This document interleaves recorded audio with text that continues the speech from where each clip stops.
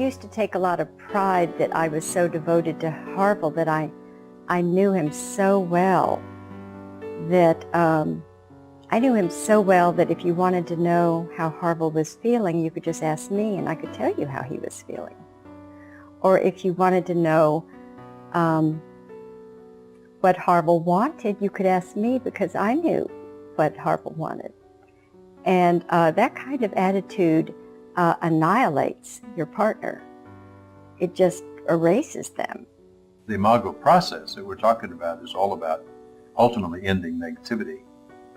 And that the one description of our relationship that was so general was that we were just full of negativity. I had some denial or illusion that I actually thought I was living what I was teaching, and that it was your problem because you were not doing your part of that, and didn't realize that just that attitude itself is that I'm doing this and you're not, was the biggest sign that I was not doing it and that I was living in an illusion. And there was just a real split between what I knew and what I was doing.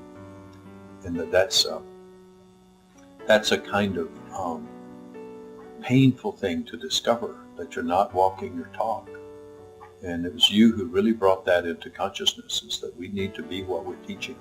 We have been in the valley, and we know what it's like to be longing to have a good relationship, but not being able to pull it off. And we had all the head knowledge, and we still couldn't do it, but somehow we were missing the heart knowledge. And if a couple is ever there, they mustn't give up. They need to stay with it, because even if you're in the depths of the valley and you can't figure it out, if you keep faith and keep working the principles, and if you become true to the principles in these sessions, you can get out of the valley. And we are living proof of that.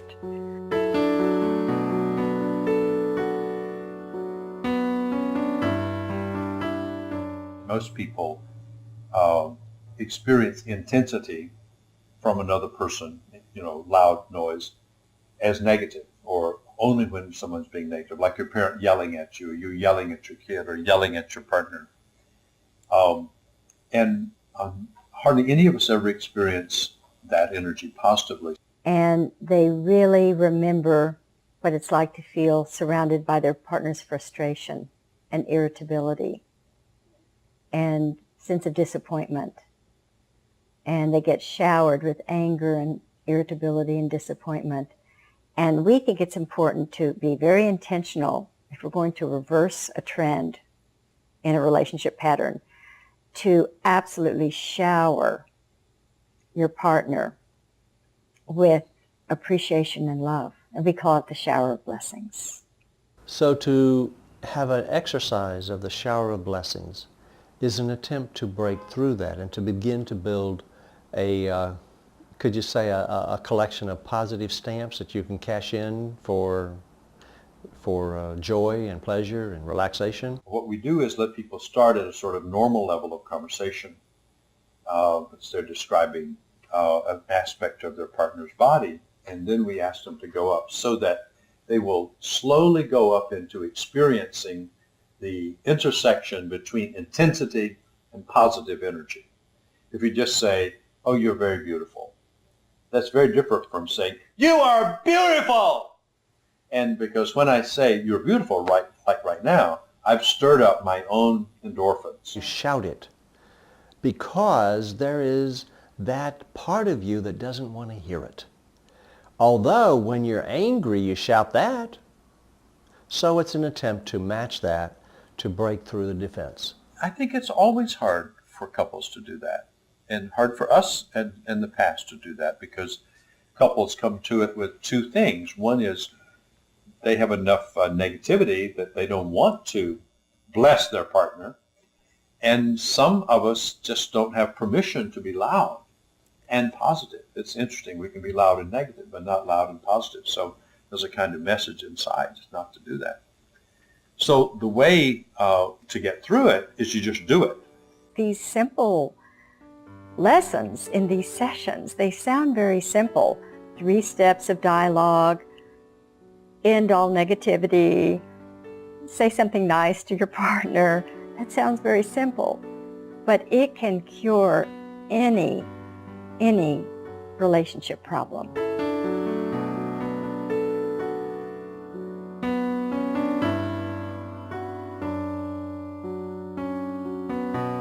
So Melva, some of the physical characteristics I really like about you is your face.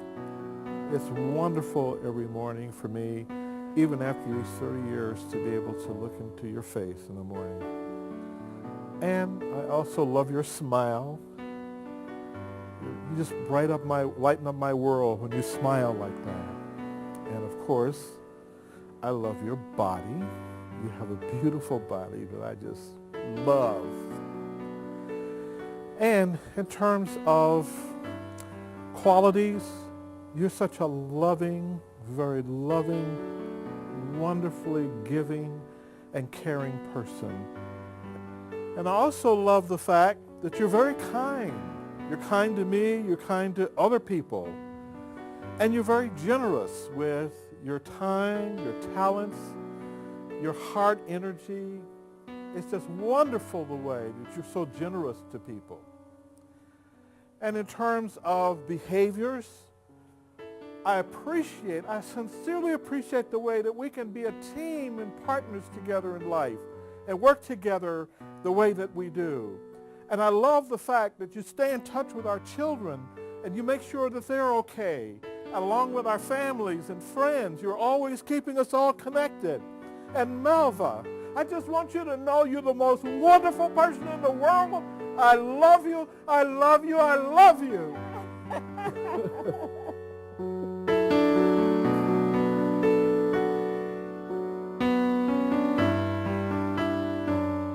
Dialogue is that place where two partners can meet in the in-between. And that place is very sacred because God is there.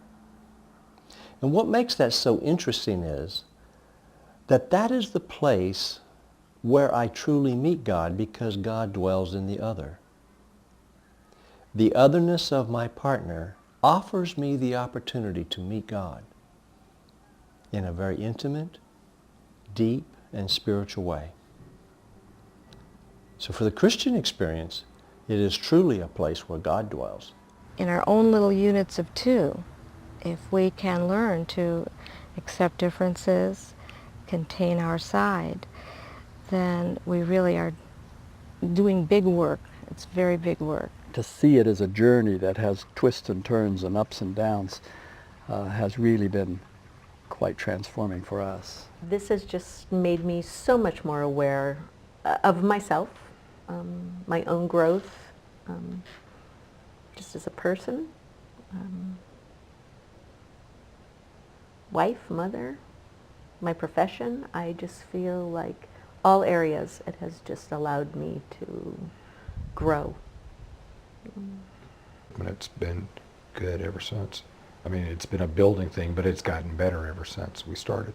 The Imago work and the work we do on our relationship has definitely benefited us, but it has given our children a whole new world and a whole new future. It is this work. It is about choosing to live consciously that allows us to raise children who are going to have a different experience. In doing this work together, Jesse and I have become more loving to each other. And from that place, we're more loving people to our sons, to our extended family, to our friends, to the people that we work with. We just show up as more loving people in this world. I think we've gotten to this place in our relationship because we work really hard. And we spend a lot less of our time now in conflict and fighting and that sort of thing.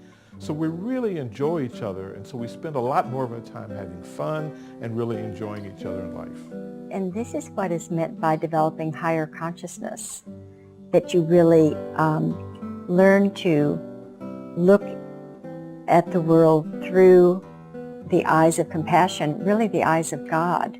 How is God looking at your partner? You're also becoming transformed by the love you give to your partner. There's some wondrous, gracious mutuality in giving that it is in, as there's a phrase says, is in giving that we receive. So it's very, very Very holy. holy, very holy thing.